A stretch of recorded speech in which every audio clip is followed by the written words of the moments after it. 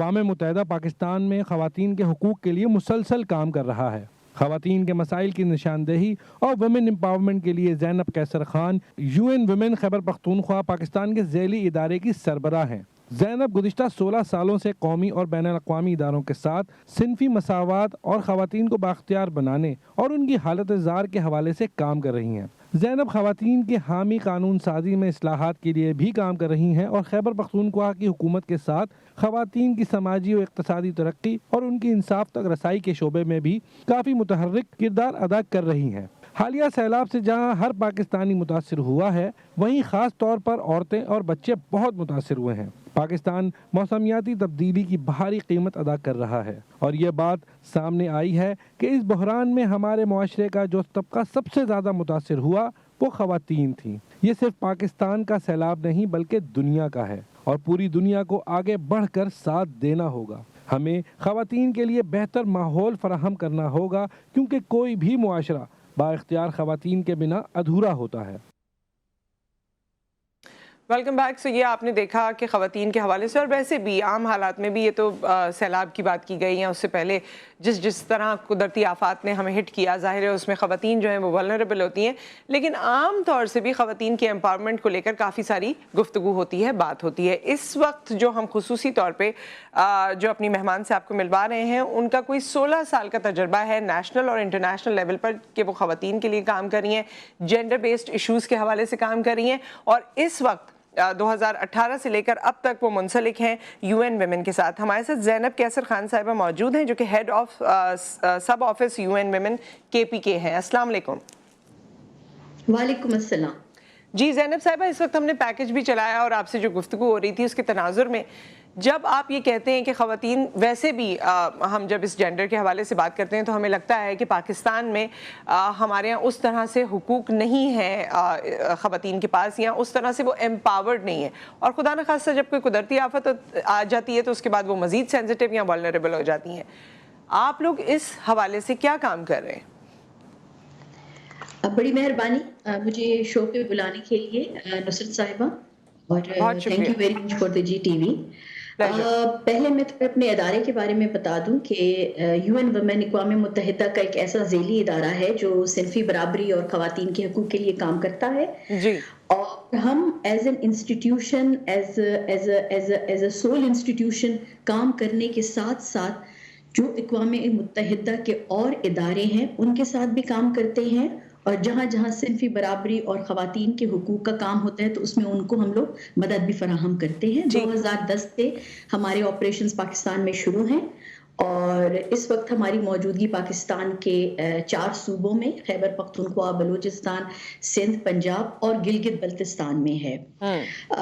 اگر ہم بات کر لیں کہ کیا کیا مشکلات ہوتی ہیں خواتین کو، تو اگر اس کو کچھ حصوں میں ہم ڈیوائیڈ کر لیں، لیکن پہلے آپ معاشرتی پہلو دیکھ لیں کہ ایک معاشرے میں خواتین کو کا کیا مقام ہے۔ ہمیں یہ کہنے میں فخر محسوس ہوتا ہے کہ ہمارے ہاں ماں کی عزت ہے، ہمارے ہاں جو گھر کی ایک بڑی عورت ہوتی ہے فیصلہ سازی میں اس سے پوچھا جاتا ہے، لیکن ہمیں اس چیز میں آنکھیں نہیں بند کرنی چاہیے کہ 80% سے زیادہ جو ہمارا علاقہ ہے ابھی بھی وہاں صنفی تعصب موجود ہے۔ ان کو وہ حقوق نہیں ملتے، ان کو وہ آگے آنے کے لیے راہیں ان کی ہموار نہیں ہوتی جس میں وہ پوٹینشل اپنا دے سکے۔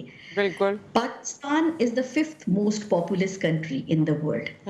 جب آپ 5ویں نمبر پر ہوں اور 50% آپ کی آبادی خواتین کی ہے، تو پھر یہ سوچ کرنا چاہیے کہ ان 50% کی آبادی کے کنٹریبیوٹ کرنے کے لیے، ڈیولپمنٹ سیکٹر میں کنٹریبیوٹ کرنے کے لیے ہم کون سے ایسے اقدامات لے رہے ہیں کہ ہم ان کے پوٹینشل کو یوز کر سکیں کہ وہ ملک کی ڈیولپمنٹ میں حصہ لے سکیں۔ یہاں تو میں نے آپ کو معاشرتی بات کر دی کہ ایک معاشرے میں جہاں ہم دیکھتے ہیں کہ جنسی تشدد ہوتا ہے، گھریلو تشدد ہوتا ہے، ان کو آگے نہیں آنا جاتا، پیٹریارکل سوسائٹی ہے، ایجوکیشن تک رسائی نہیں ہے، ہیلتھ تک رسائی نہیں ہے۔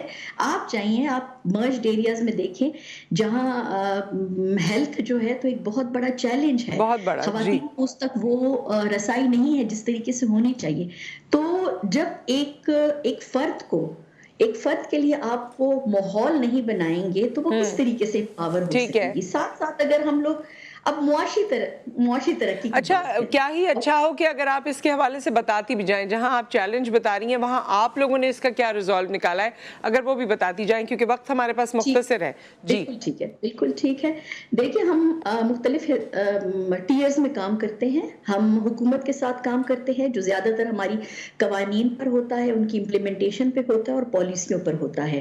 تو ہم لوگوں نے حکومت پاکستان کے ساتھ وومن امپاورمنٹ, جو خواتین کی فلاح و بہبود کی جو پالیسیاں ہیں وہ ہم نے بنائی ہوئی ہیں, اور ان کے تحت پھر جو ادارے ہیں, ذیلی ادارے ہیں جو خواتین کی بہبود کے لیے کام کرتے ہیں, ہم ان کی مدد فراہم کرتے ہیں. اچھا اس میں زینب صاحبہ جیسے کوئی ایک پالیسی آپ وضع کیجئے تاکہ لوگوں کو اس فورم سے یہ بھی پتہ چلے کہ کون سی ایسی پالیسی بنی ہوئی ہے عورتوں کے لیے جو شاید عورتوں کو بھی اس کا ادراک نہ ہو.